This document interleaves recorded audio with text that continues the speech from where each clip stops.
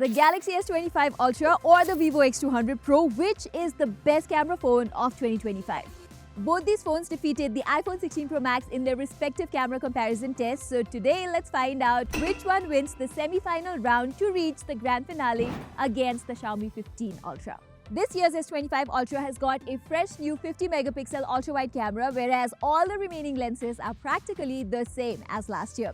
Whereas the Vivo X200 Pro goes big with its 200-megapixel 3.7x zoom lens, ironically Samsung made, and it just feels like the collaboration between Vivo and Zeiss is finally starting to deliver.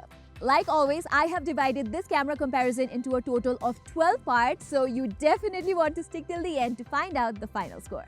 Let's start with the main camera, and here both the phones are just fantastic. They have similar details and it's basically like flipping a coin. For the most part, Vivo has a bit more punchy output even in the Zeiss natural mode, whereas Samsung tries to keep things a bit more natural. But then again, it really depends on what kind of photos you're clicking. Like in this photo, Vivo's vibrant image looks better, whereas in this photo of these tomatoes, Vivo's image is just too bright, oversaturated with poor highlights, whereas Samsung produces a more balanced output. Same with the photo of this lemon, where Samsung's greens look more natural. Also, check out this photo of a red flower. Here, Samsung does a better job at colors. But then again, in some of the photos, it's Vivo that's producing a more natural output. But what Vivo does better is in the photos with a lot of shadows. It tends to lift the shadows, which makes the overall image more pleasing to look at, whereas Samsung has not fixed the shadow crushing issue even after the February update. However, I have to tell you, in some of the images, I found that the Vivo X200 Pro unnecessarily lifted the shadows, making it a bit unnatural, but that's only in a couple of instances. Besides that, I found Vivo's close-ups to look more pretty, whereas Samsung mostly does better when you're clicking flowers or fruit images, or even photos of this view where Samsung's warm aesthetics looks so much better. So yeah, during daytime, both these phones have their advantages and flaws, so I have to spare points for both of them. But during nighttime, Vivo X200 Pro is a tad bit better. Like 70% of the time, I am getting better looking images from Vivo. For instance, look at this photo of my friend. Vivo's warm tone preserves the aesthetics so well. And even when I'm clicking photos with a lot of lights, Vivo's exposure management is more optimized. There is less light bleed in Vivo's images opposed to S25 Ultra's slightly mushy photos. A good example would be this photo with a lot of neon lights. Vivo just has more balanced light management. The image is also more clear and detailed than the S25 Ultra. However, like 30% of the time, Samsung's low-light shots also have their own charm. Like in this photo of the Buddha temple, Samsung's output is well calibrated, or this photo where Samsung has better contrast and looks more refined. But overall, in most of the cases during nighttime from their main camera, Vivo is just a tad bit more consistent. However, the S25 Ultra with its new updated ultra-wide camera makes a big comeback.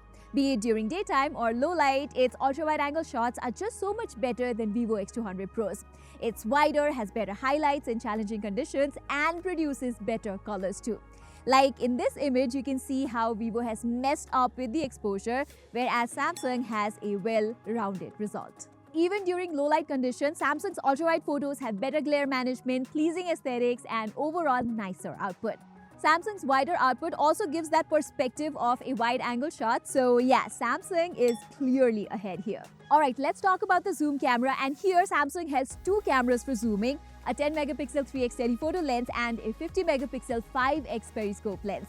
Whereas we get one 200-megapixel 3.7x periscope lens on Vivo. So in a general sense, we could say that 2 is better than 1, right? Well, not really, because Vivo's high-res 200-megapixel periscope zoom lens means that you can click photos at a default 3.7x, that is 85mm, with much better details than the 10-megapixel 3x lens. And this is also a perfect focal length to click portrait, since you don't have to go too far away to take a picture. And since the sensor is 200 megapixel and not 48 megapixel or 50 megapixel, you can click 6x, that is 135mm zoom photos too, without compromising much on the details, which I think is a genius move from Vivo, and that will give you a lot more flexibility too. Even the 10x or 30x zoom photos are pretty neck and neck between the S25 Ultra and the Vivo X200 Pro.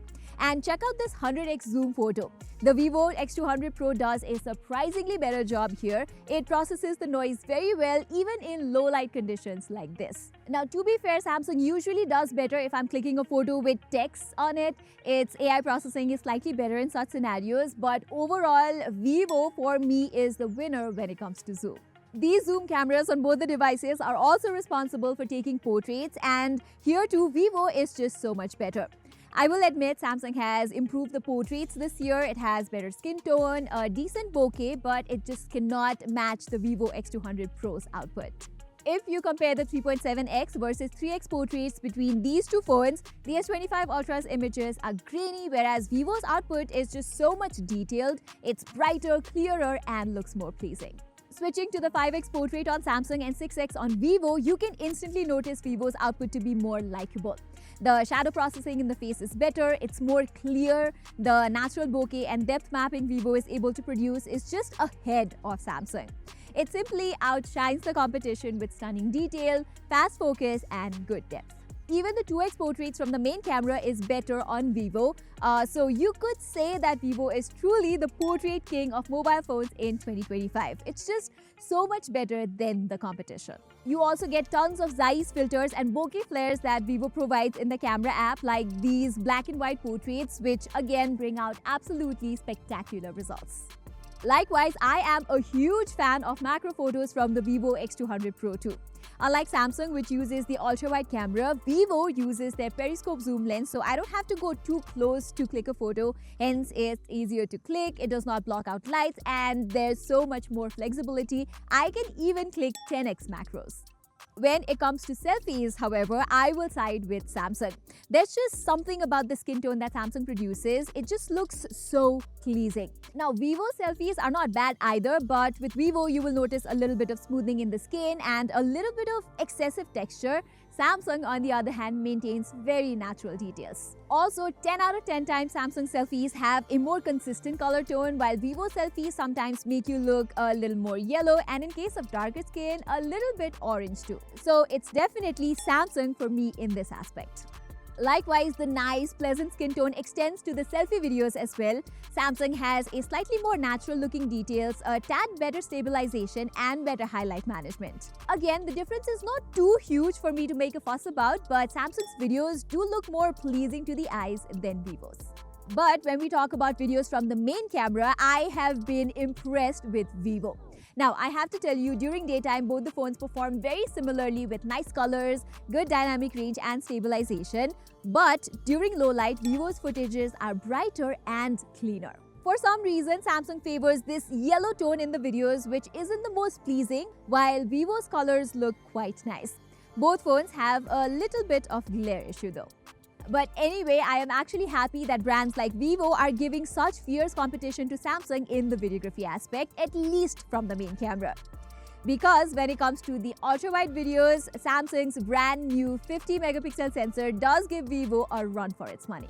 First of all, like the ultra-wide photos, Vivo's ultra-wide videos are not wide enough, at least not as much as Samsung's. Both the phones have similar level of stabilization though, but it's impressive that Samsung has been able to manage good steadiness without cropping in the videos a lot. During nighttime too, Samsung's exposure management is slightly superior, so Samsung deserves a point here. I also managed to compare a couple of zoom videos from both of these phones, and you can see at 3.7x or more, the videos have definitely more clarity from Vivo thanks to its higher resolution sensor. So no matter how much you zoom in, you will be able to see nice details and good colors from the X200 Pro's output. However, when it comes to extra video features, Vivo takes a backseat. Take portrait videos for instance, both the X200 Pro and the S25 Ultra can shoot up to 4K 30fps, but Samsung's color processing and background blur looks better and more consistent. Normally, Vivo also takes nice portrait videos, but if the lighting is a bit challenging, Vivo simply fails to keep up. Likewise, slow-mos are something Samsung has a little edge over Vivo too. Both phones can shoot 4K 120fps slow-mos, but the thing is, Samsung's output is stable, while with Vivo, you will have to compromise on the stabilization a little bit. Now that is not a problem if you shoot still, but if you like shooting slow-mo videos while moving, Samsung is the better choice here. Samsung also lets you shoot log videos at up to 8K 30 FPS, while the max Vivo can go is 4K 60 FPS. Also, Samsung is way ahead in terms of AI features too. My favorite is Audio Eraser that lets you suppress the background noise and enhance audio to make your videos sound better. You do have Audio Enhancer on Vivo too, but it's not as effective. Likewise, there is Object Eraser feature on both the phones, but it is only Samsung that lets you generate things in images. Like in this picture, Samsung is able to reconstruct half of my colleague's face after removing his hand, while Vivo's output looks something like this. Let's just say Samsung is more feature-rich when it comes to extra video features. Okay, so if you take a look at the scoreboard, we have a draw with 7 points each. However, if I have to pick one camera phone, I would go with the Vivo X200 Pro because that 200 megapixel zoom lens is just so useful to me. It has basically become my primary lens to shoot things. The entire Gadget Byte team recently went out on a trip, and just look at the number of portraits we have clicked from the Vivo X200 Pro. It's just crazy. So there you have it, guys. I am soon coming up with a comparison between the Vivo X200 Pro and the brand new Xiaomi 15 Ultra very soon. So do stay tuned for that. Stay healthy, stress-free in this wonderful pale blue dot, the only home we've ever known.